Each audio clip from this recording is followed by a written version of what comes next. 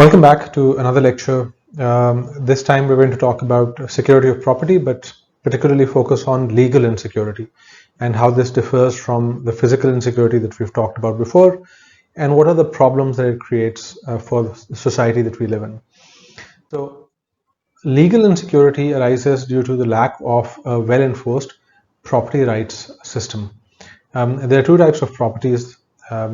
One is those that are covered by registration and the title system, such as your real estate or cars. So title is the legal record of your ownership. With a car, you have your car registration. With property, you have land records. And the property of a good property rights system, and as we'll see in a bit, not all property rights systems are good, but the properties of a good property rights system is first that your title is clear. That is, there is no dispute about title. So if you have the file for your plot or the registration book of your car, there should be no other copies or other documents that create claims of ownership on this property. For example, if you are going to put your property as collateral for a loan, that collateral needs to be documented on the property system, so that if you go to sell the property tomorrow, that can be blocked unless your lender has okayed that, because the loan or the collateral has now expired. So that's one example of the need to create clear titles. Another is that you need to have secure title. In other words, it should be very difficult to tamper with. The risk of what happens if people can tamper with your or can create false records is huge, as you can imagine. And the third property of good title systems is that the property becomes tradable. That is, that you can go and use those documents and you can sell them without many hurdles that you have to jump through. In other types of properties, titling isn't merited. This includes typically things like books and lamps and food and mugs and other things where the value of the item isn't very large, or your ability to identify it is very difficult. So, for example, you might have assets such as, let's say, some raw material for your textile firm, which might be more valuable than your car, but your car is registered and your inputs or intermediate goods are not registered, because how do you register than of kapda, or how do you register grains of rice? Because you can't tell one grain of rice from another, and that becomes very hard.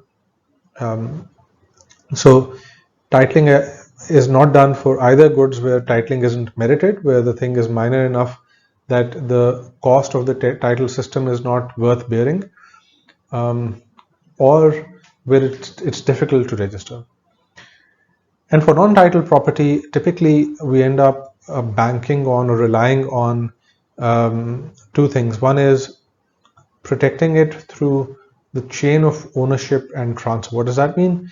So if we can say that person A owned it, and then B, and then C, currently I own it. If I can prove, if I have receipts, for example, for things that I've bought, then that should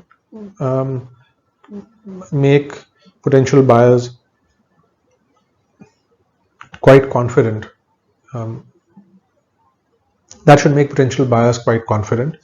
That the property is mine. But the primary guard against insecurity of property that can't be titled is policing. So if the act of stealing my grain from my granary or this than of kapda from your textile firm, that act of theft can be policed, and a good system will secure your property through both the title system for things that can be titled and through policing for things that can't be titled. And so think about the economic impact of legally insecure property, and it's slightly different from the impact of physically insecure property. First, some things are the same. So the expected net present value of proposed investments can worsen. Think about a piece of land where it is not clear that whether you have the clear title or the clear ownership record of this land. Will you build a fancy house on that land? Maybe not, right? Um, and so again, investments are not being done on profit calculations alone, as before, but also on the basis of security of the property. Right?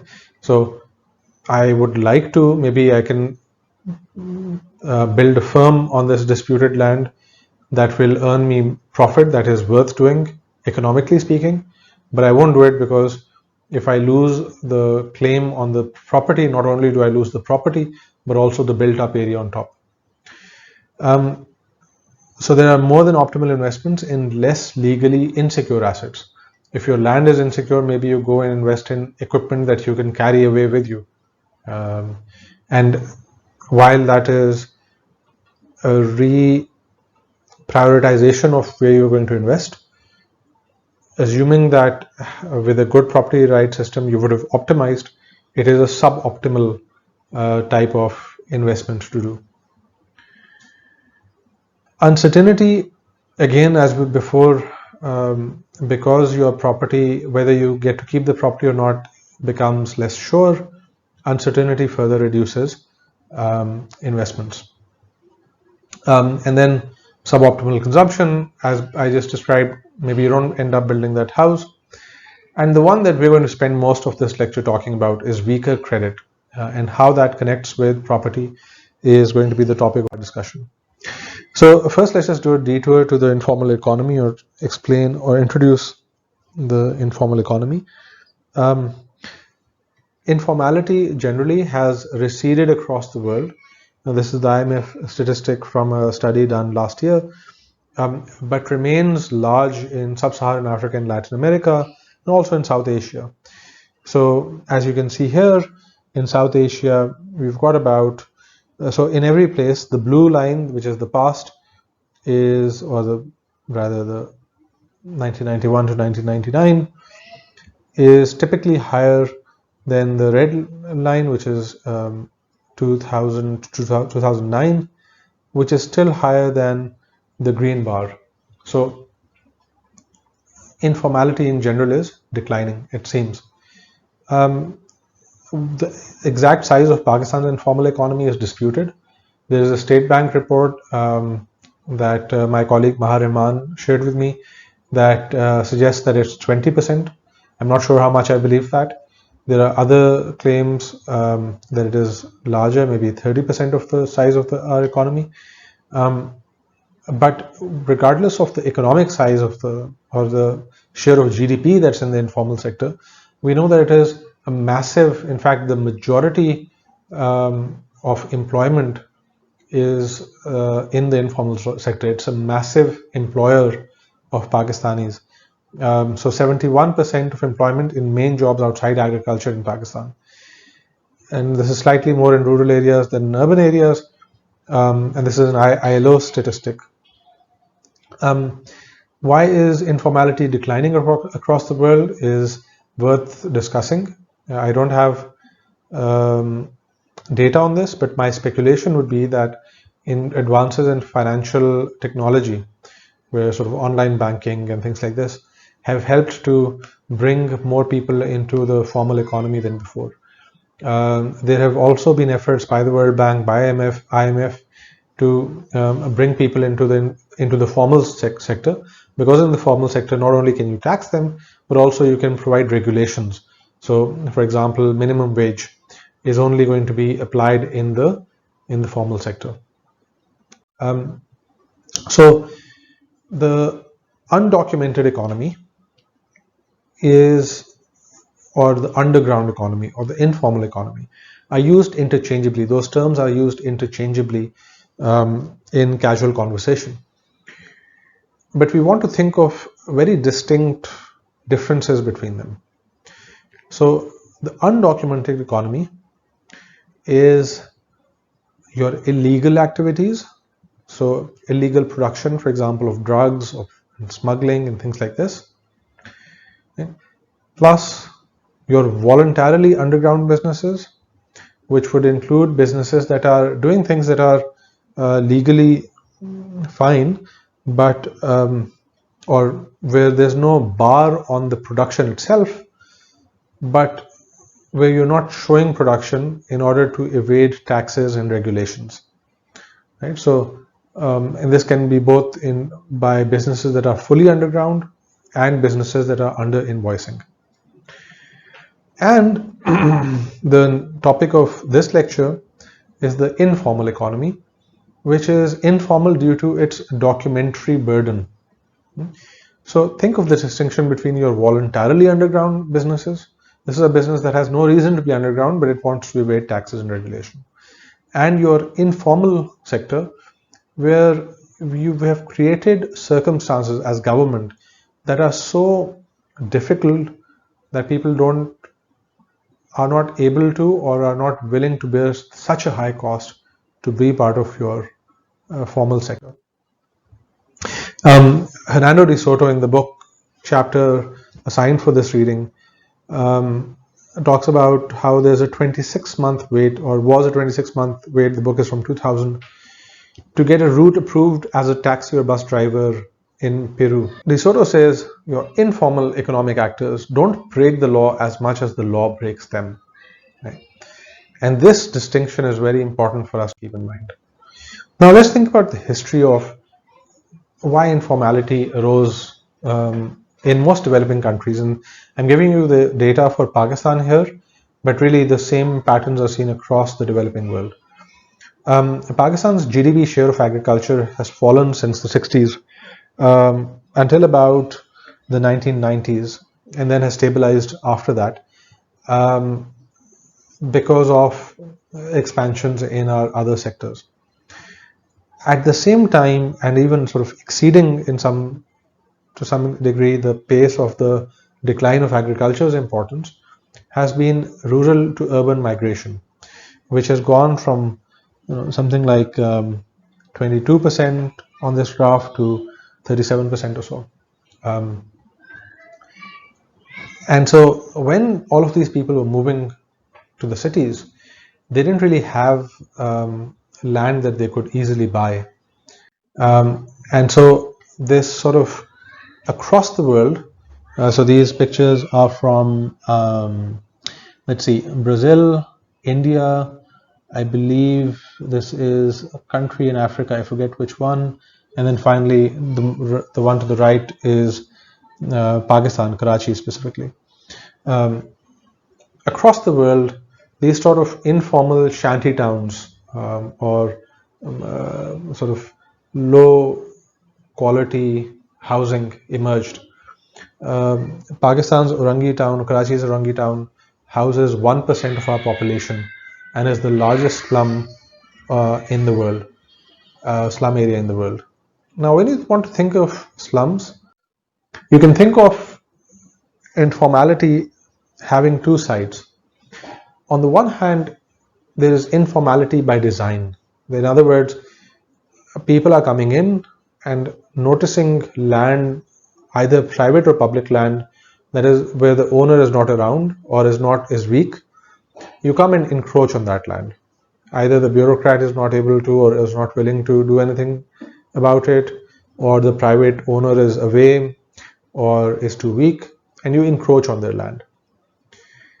And so there's this need to create enforcement, because if you don't enforce anti-encroachment for such motives, then the less you enforce your property rights, the weaker your property rights system becomes, obviously. The other side of this is that informality is also by compulsion. we've created circumstances where people have flooded from the villages to the cities, and they didn't really have access to land. And what's happened is that they have squatted on land. The government isn't really removing them. And so what it could have done instead is say, okay, here's our land. Let's say it's railways land or Pakistan Steel Mills land or Sui Gas or WAPDA or PTCL or wherever you're squatting, police. All of these have government land that was given to them, or the government's other land, farmland and so on. And the government could say, well, fine, we're going to let you live here, but we're going to distribute this land according to some scheme. And so you're able to then give land to these people who are going to need it. But now there's an important distinction that you've created, which is that you've given them title or the legal ownership of that land. And if you did, this would be a very empowering thing to do, right? So you don't want to have informality when it encroaches, but given that you have had these slums being created, and because and especially on government land that the government doesn't plan to reclaim, it would be potentially an improvement to formalize that arrangement.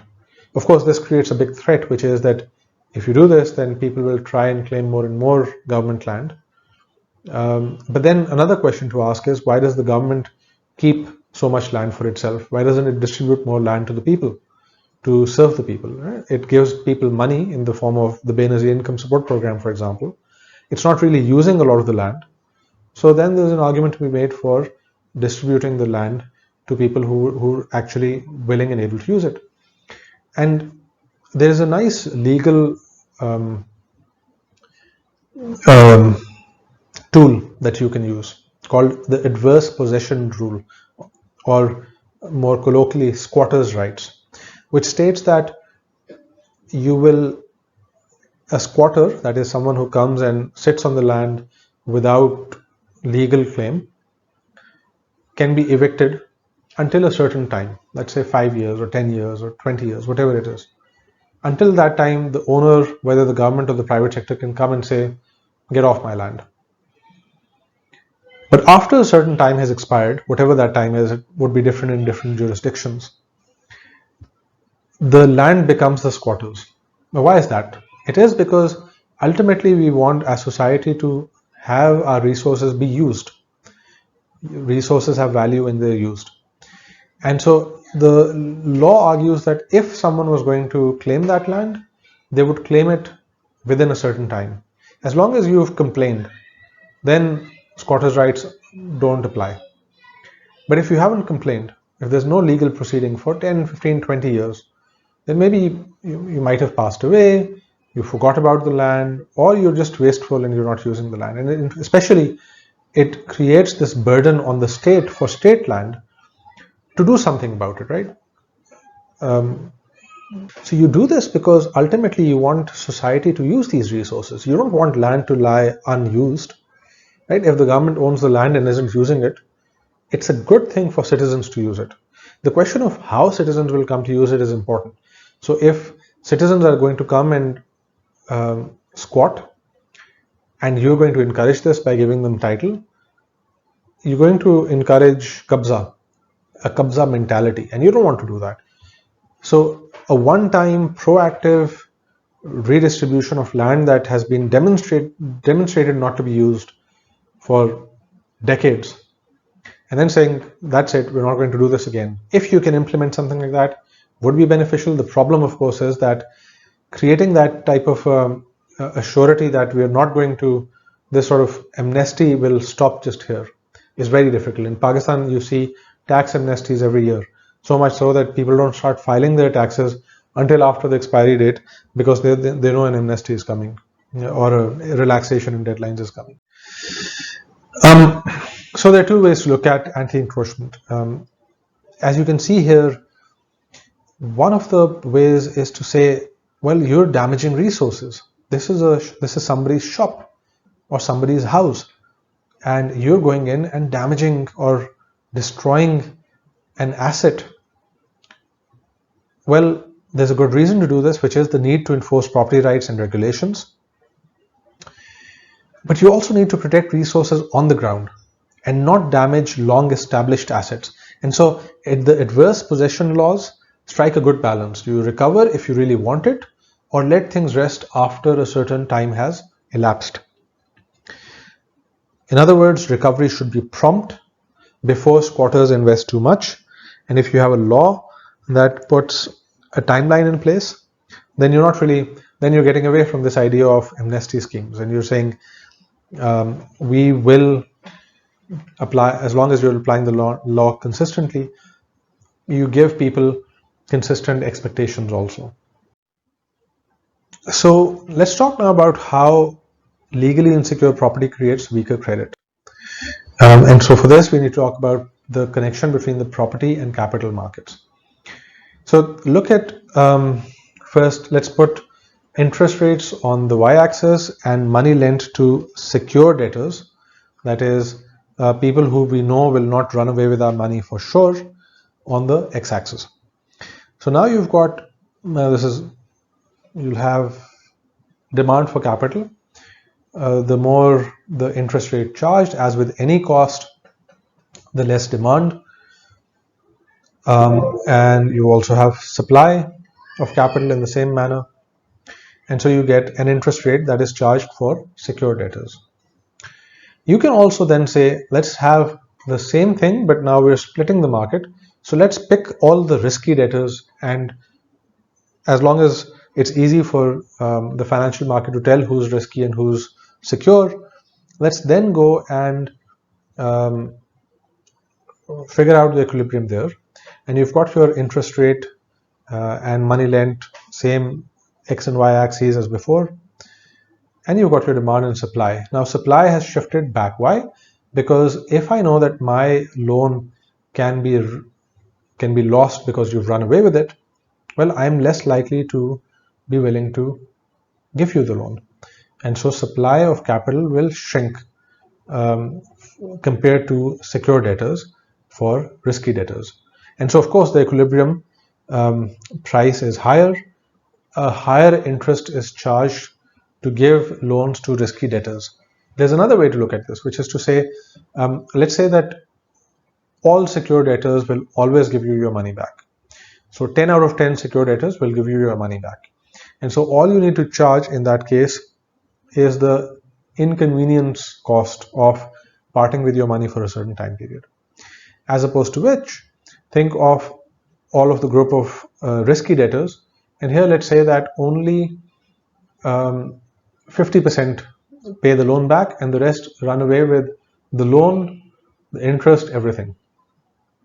So now someone who's lending there will get 0 in 50% of the time and X amount in the other 50% of the time. For the lender to want to lend to someone risky like that, compared to lending to someone secure, they'll need at least twice as much given back, or twice as much recovered from the person that they're going to recover from the good 50% among the risky debtors. And so charging a higher interest rate that gets them that earning is beneficial for the lender. The problem, of course, with this is that it creates a much larger cost of getting credit. And so throughout history, loan sharks and sort of people who've been in the lending profession have had a bad reputation. And religions like Islam suggest or recommend the giving of qarz-e hasana, or the loan that is given not to get the market rate but as a benefit to others. Why? Because you're a risky debtor, maybe not through my own fault, right? If I am someone who is classified as risky, I'm not running away with your money. The next guy who's also classified as risky is running away with your money. But now if through this logic, if I have to pay more, I'm bearing the burden. And so this can create tremendously large costs and high interest rates for the poor, and creates very damaging impacts for the poor across the world. But from the logic of the market, it is absolutely fair and logical for the supplier of capital to risky debtors to charge more. And so now if we sketch out the interest rate for secure debtors and compare against the interest rate of risky debtors, we get the risk premium, which is the higher rate that is being charged to this capital. So where does property come in? Now imagine that you can keep your land as collateral. Right? You can say, I need the loan, I'm classified as risky, or I'm doing something that's risky, but don't worry, I'm going to give you a document that says, in case I don't pay you, you can take my property and sell it and recover as much as is owed to you. Well, in that case, you're able to move, if people have collateral, they're able to move from being risky debtors to being secure debtors. And so then you're okay. The existence of collateral is what gets you from being a risky debtor to being a secure debtor.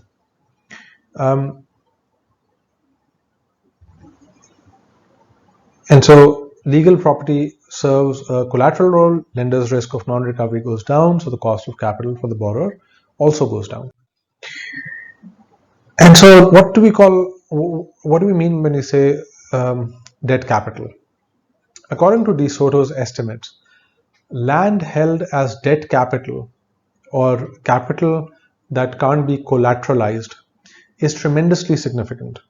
He sort of estimates that 85% of urban parcels and 40 to 53% of rural parcels are in that category of debt capital that cannot be used as collateral. So he makes the argument that in developing countries, it is the formal economy that is marginal, not the informal economy. This is probably a slight overstatement. So we just said in Pakistan, the estimate is 20 to 30%, even though labor is greater.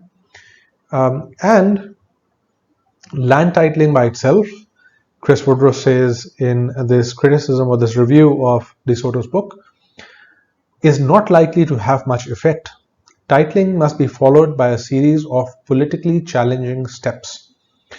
Improving the efficiency of judicial systems, rewriting bankruptcy codes, restructuring financial market regulations, and similar reforms will involve much more difficult choices for policymakers. So Woodruff is saying that DeSoto's argument that just giving people legal claim to property will improve their access to credit is not enough.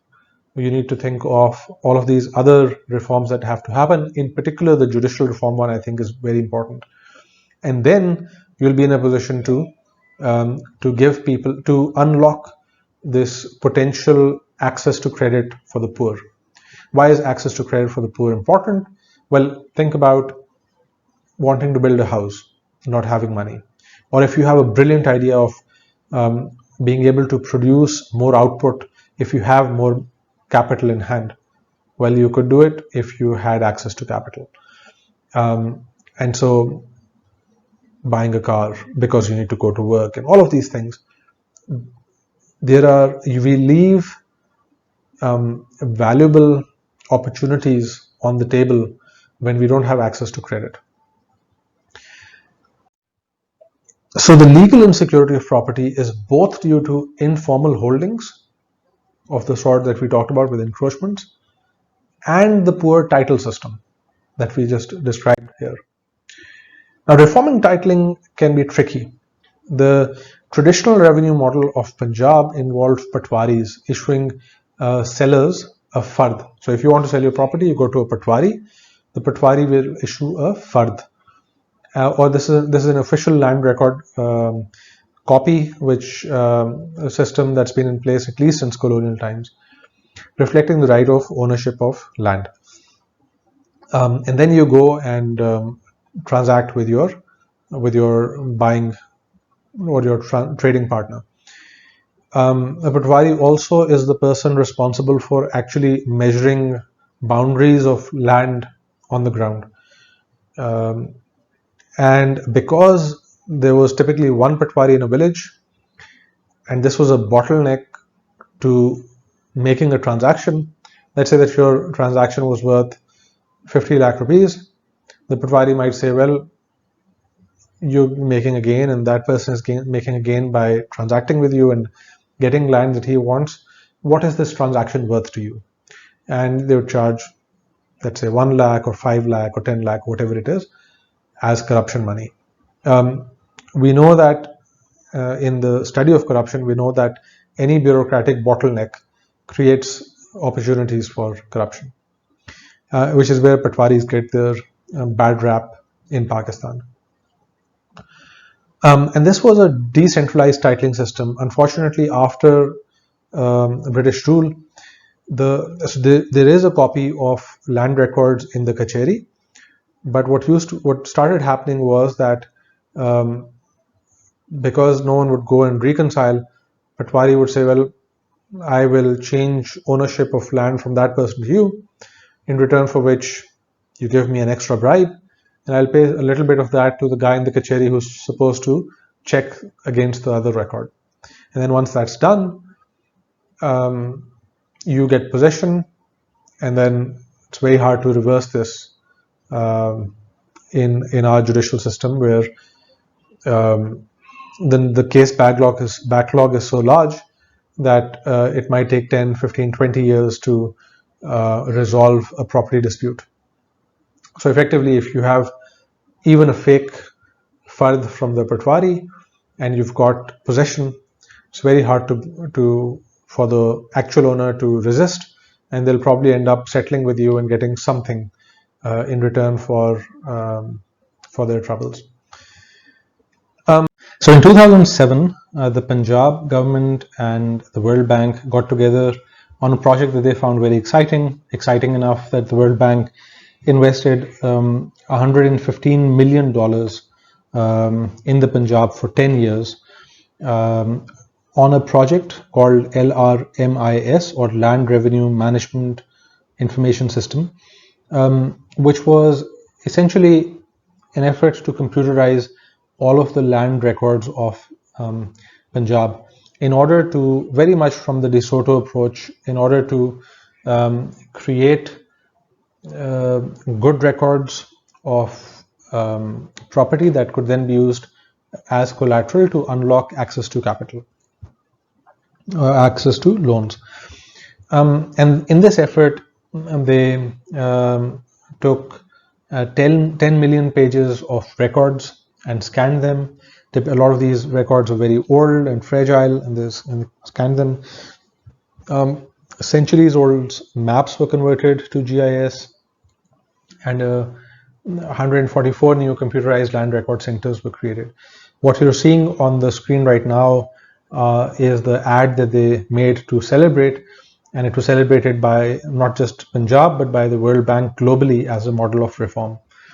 Tariq Rahman of the UC Irvine, University of California, Irvine, has conducted fieldwork interviewing some of those impacted by this sort of a reform, and he found, in line with a lot of the feedback we are getting about LRMIS from the field, that discrepancies in records were not reconciled, right? So if you have, as I mentioned earlier, Patwari and your central record have differences in paperwork, or if someone has a copy of paperwork that is different, or if someone else actually has possession of the land, or if there's a case underway, there are going to be discrepancies in your land records, and these will require dispute resolution in the same way as the cases would have done, or whatever else, in order for that reconciliation to happen.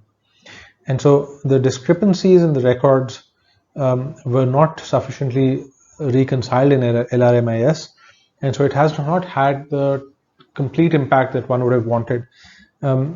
In addition to all of the concerns that Chris Woodruff had cautioned us about earlier, the other concern that was raised was that there are bribes that are not being paid only to Patwaris now, but also to computer walas who issue this computerized record.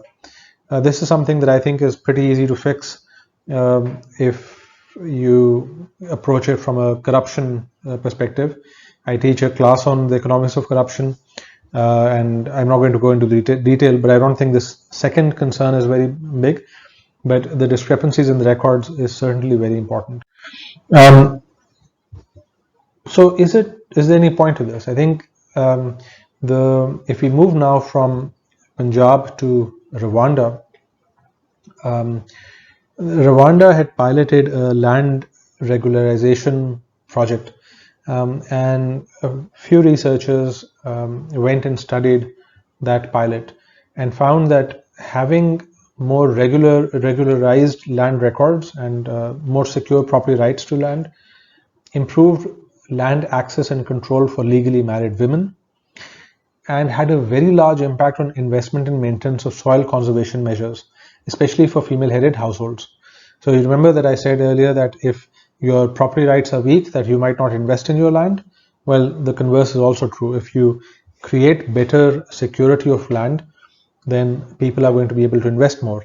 And why was it greater for female-headed households? Likely because this is precisely the group that suffered most from high levels of tenure insecurity before the program was instituted. So the bottom line is that I think the general argument that better land records are better for development is our sort of stand. But at the same time, how we make that transition is also very important, as our own experience has suggested. And I don't think LRMIS is a complete loss. It can't be. We've done a lot to computerize many records, but it should not be seen as enough on its own to fix the property rights problems that we've talked about. So to recap, vibrant economic activity requires both physical and legal security of property. The state needs to create and enforce a monopoly on violence. Informality can arise due to a high burden of official procedures, and squatters face insecure property rights, which leads to poor investments in property and debt capital. And we've just said that reforming title is difficult to do. So one last thing is that illiquid property is used more inefficiently. Not only is illiquid property harder to sell or harder to use yourself, but it creates this inefficiency in our factors of production. And let's talk about why that is. An important concept in economics is that for efficiency, we want to ensure that the management of any resource or asset is delinked from ownership. And what that means is that I'll give you an example of this. In fact, let's just talk about the example that we have in the slides, which is farms in Punjab. So if you look at this graph, this is on the x-axis, you have the size of the farm. So the ones on the left, under half an acre, acre to 1 acre, and so on, 40 acres and above. And you've got your percentiles on the y-axis. And if you look at the 20 acre or less mark, 90% of farms are below that level. And if you look at 5 acres or less, 60% of farms are at that level or less. Now, on the one hand, this is a natural phenomena. When you have a large population as we do, and inheritance such that you're distributing land increasingly across in smaller and smaller pieces across multiple people, it stands to reason that you will have increasingly small farm size with time. But actually, think about it this way. What if you were able to, at the time of inheritance, enter into a contract with your most competent sibling who was going to manage your farm the best, such that they said, okay, let me give you X amount of money over a certain time period in return for your land. And you can imagine that if this best sibling has the greatest efficiency of usage, that they'll be able to offer you a greater amount of money than the minimum that you would be willing to take for that land. So assume that the minimum that you would take is equal to the sum of all profit that you could get from that land, but you're less efficient and your sibling is more efficient, which means that they would be willing to give the maximum that they're willing to pay is the amount that they can get in terms of profit from that land, right? The minimum that you need and the maximum that they're willing to pay should both equal the opportunity cost, which is in both of your cases the amount of profit that you can get from the parcel of land. But because you're less efficient and your sibling is more efficient, they would be willing to pay more than the minimum that you're willing to accept, which means that a trade is possible. Of course, when property is hard to trade, that doesn't happen, and we typically end up having people sit on the land that their fathers had, who sat on the land that their grandfathers had, and this means, but increasingly small parcels because of population growth and inheritance. So what this means is that you're stuck with an increasingly small farm size, and visually this looks like this. So the picture on the left is at the same level of zoom a farm in Illinois in the US, which is sort of the agricultural heart of the US, and the picture on the right is a similar amount of land in Nankana Sahib, which is a fertile part of Punjab district, just about an hour out of Lahore. And as you can see, the land in Punjab is just much more fragmented, is being used in very many different ways, and perhaps there are many crops being used, being sort of cultivated. And the problem with this then becomes that in the farm in Illinois, your tractor doesn't have to turn around too much, and so it saves time and it's able to continue plowing the field. And that's a very small example.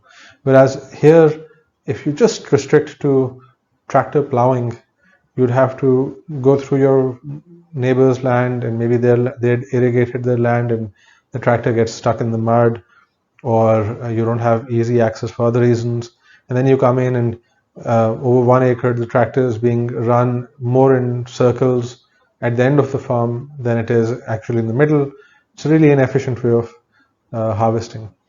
So much so that there's an estimate that in a developed country, using obviously more capital and more equipment, one farmer can produce about as much product as 45 farmers in developing countries like Pakistan. Now imagine that you had a liquid property market such that there could be individual players who came in and said, we want to construct a large farm, and people were willing to trade their land provided that they were able to get good prices. Then you could imagine in Pakistan with the same tools that we have, with the same technologies we have, not sort of trying to be America, but just because of more efficient farm organization, you could get more productivity out of this farm. And this is the problem of one of the two problems, obviously, of poor security of property rights, or less tradable property rights. The first one, obviously, being lack of collateral available. This is a house on MM Alam Road. MM Alam Road, as most of you should know, is one of the commercial hubs of Lahore. It used to be a residential area that eventually over time was zoned into commercial land, and then gradually the houses were rebuilt into plazas and so on. And so you can see one of the standing houses still on the right and this plaza on the left. Now, if you go to MM Alam Road, you'll find that there are very many of these old houses standing in the middle of one of the most valuable commercial areas in Lahore. And if you talk to people, that a lot of these houses are still residential not because people want to live here. They could probably buy 8 plots in DHA or 8 houses in DHA for that one plot, but because the house was owned by parents whose kids are not able to parcel the land out efficiently or without disruption amongst themselves, and then they become, you have long drawn out cases and so on. And so this land would easily be developed into more productive, commercially more productive plazas, but for the lack of good property regimes in place. And so this is a very visible example of our property system being not being able to work properly. So to conclude, we've said that there are 2 or 3 problems that any property system in the developing world typically will have. First of all, do you have security of property? Can people run away with your assets? And this will change how you behave in the economy, both in your production and your consumption choices. The second is that this lack of good property systems and good regulations pushes people into the informal economy, where they remain on the land or the asset but are not able to utilize it or invest in it as much as they would like. The third thing to keep in mind is that not having a good title on your property makes it harder for you to use it as collateral and get credit to be used in more productive, if you have a good idea, for example, you want to scale up your business, you need credit for it. And or if you need to consume more efficiently by consuming larger amounts, for example, if you're constructing a house or you need to construct a house, those type of decisions get curtailed without good credit in your hand, which again is caused by this lack of a well collateralized property market. And finally, not being able to trade your property means that parcels of land are not being bundled up, as in the case of agriculture, or being used for alternate ends, such as is illustrated by this example from M.M. Alam Road. So this was the discussion on the property system. And in the next class, we will end our discussion of the sort of the security underpinnings or the legal underpinnings of trade by talking about security of contract. Thank you, and I'll talk to you in a minute.